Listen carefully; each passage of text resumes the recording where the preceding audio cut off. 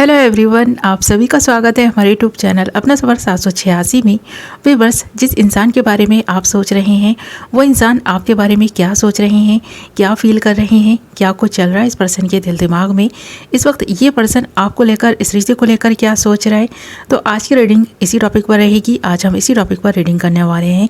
देखने की कोशिश करेंगे जिस इंसान के लिए आप फीलिंग्स रखते हैं, जिस इंसान के बारे में आप सोचते हैं, वो इंसान आपको लेकर क्या फील करते हैं, क्या सोच रखते हैं।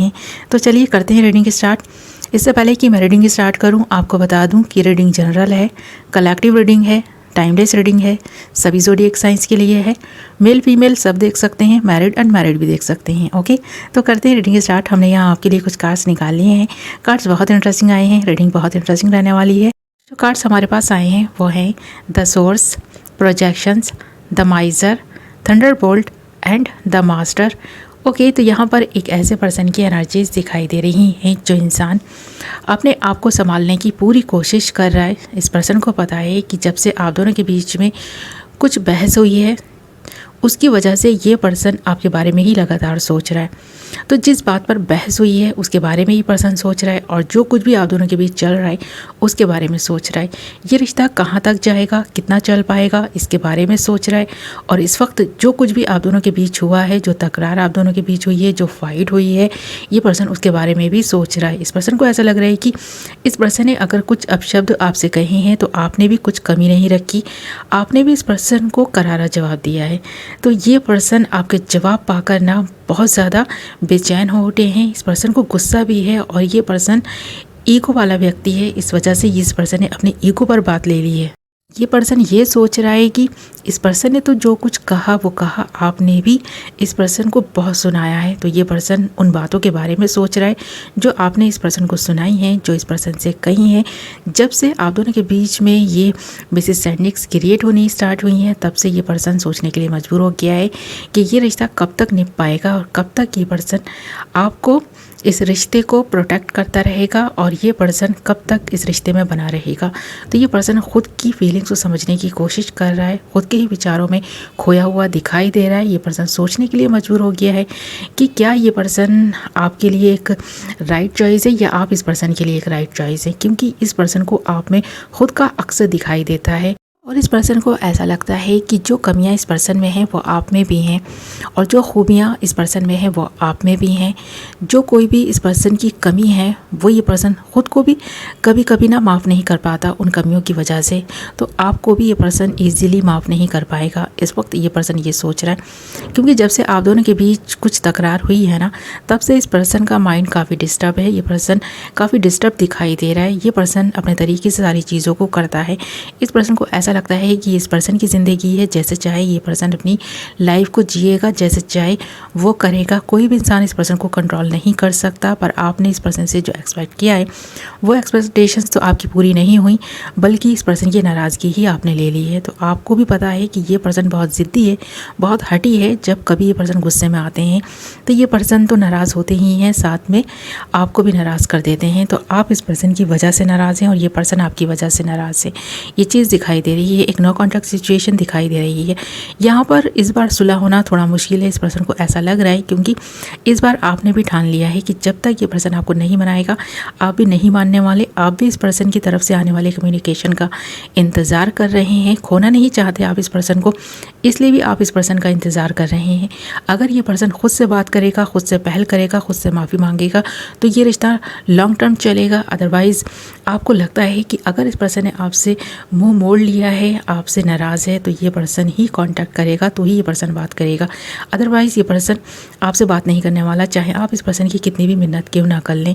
इसलिए ये पर्सन भी ये सोचता हुआ दिखाई दे रहा है कि अगर ये पर्सन आपको कांटेक्ट नहीं करेगा तो आप भी इस पर्सन से बात नहीं करने वाले। तो कहीं ना कहीं इस पर्सन के दिल में ये है कि अगर इस पर्सन ने पहल की तो कहीं इस पर्सन को फिर से कुछ ना कुछ ऐसा जवाब सुनने को मिले जो शायद इस पर्सन को और भी ज़्यादा हर्ट कर दे। तो ये पर्सन खुद को उस उदासी से, उस परेशानी से, उस दुख से, उस दर्द से बचाने के लिए आपसे खुद को दूर रखे हुए हैं।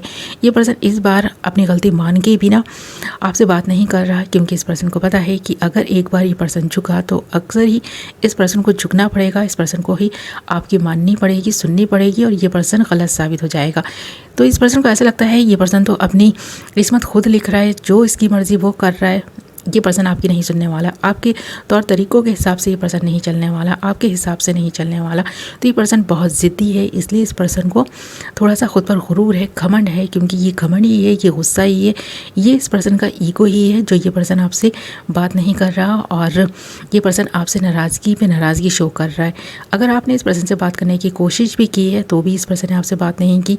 ये पर्सन खुद को एक ऐसी एनर्जी में दिखा रहा है कि ये पर्सन गुस्सा है, नाराज़ है, और ये पर्सन इस बार मानेगा नहीं। तो इस एनर्जी में ये पर्सन दिखाई दे रहा है कि जब कभी भी आप दोनों के बीच तकरार होती है तो आप दोनों ही एक दूसरे की ना बातों को समझने की बजाय गुस्सा ज़्यादा करते हैं। ऐसा इस पर्सन को लगता है कि आप चुपचाप इस पर्सन की बातें नहीं सुनते।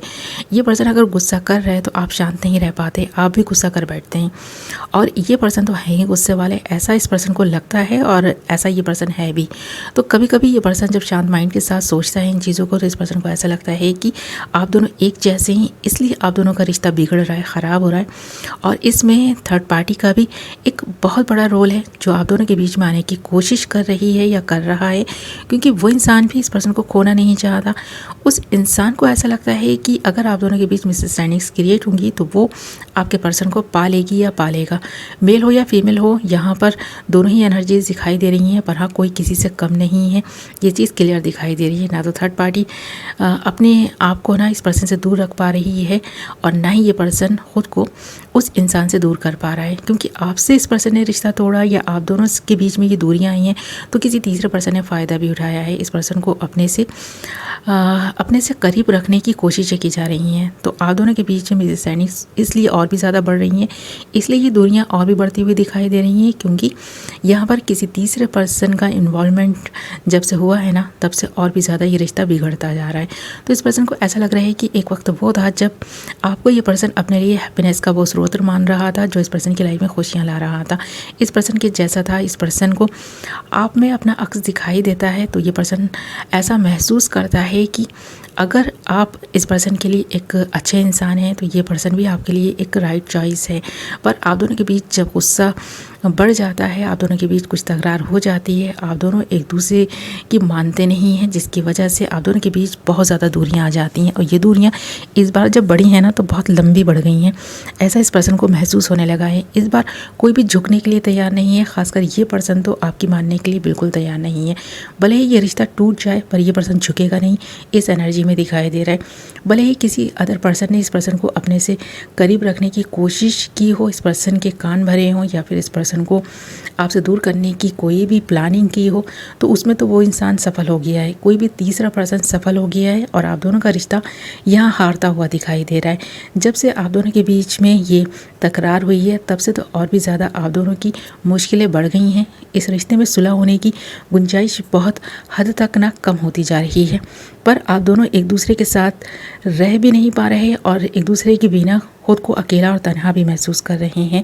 जैसे इस वक्त भी ये पर्सन आपके बिना खुद को बहुत तन्हा और अकेला फील कर रहे हैं, और ये पर्सन आपको मिस करते हुए दिखाई दे रहे हैं। एक नया सवेरा होगा, एक नई उम्मीद की किरण यहाँ पर दिखाई भी दे रही है। ये रिश्ता फिर से पहले की तरह हो सकता है अगर आप दोनों शांत माइंड के साथ इस रिश्ते के बारे में फिर से पुनर्विचार करें, फिर से अपनी गलतियों को समझें और एक दूसरे से माफ़ी मांग लें, तो इस रिश्ते को बचाया जा सकता है। फिर से आप दोनों साथ आ सकते हैं, और जो भी तीसरा पर्सन है उसको आप चाहें तो बाहर का रास्ता दिखा सकते हैं। अगर आप दोनों चाहें तो ही सारे प्रॉब्लम्स का सोल्यूशन निकाला जा सकता है। ओके माय लवली व्यूअर्स, तो ये थी आपकी रीडिंग। आई होप कि आपको पसंद आई होगी।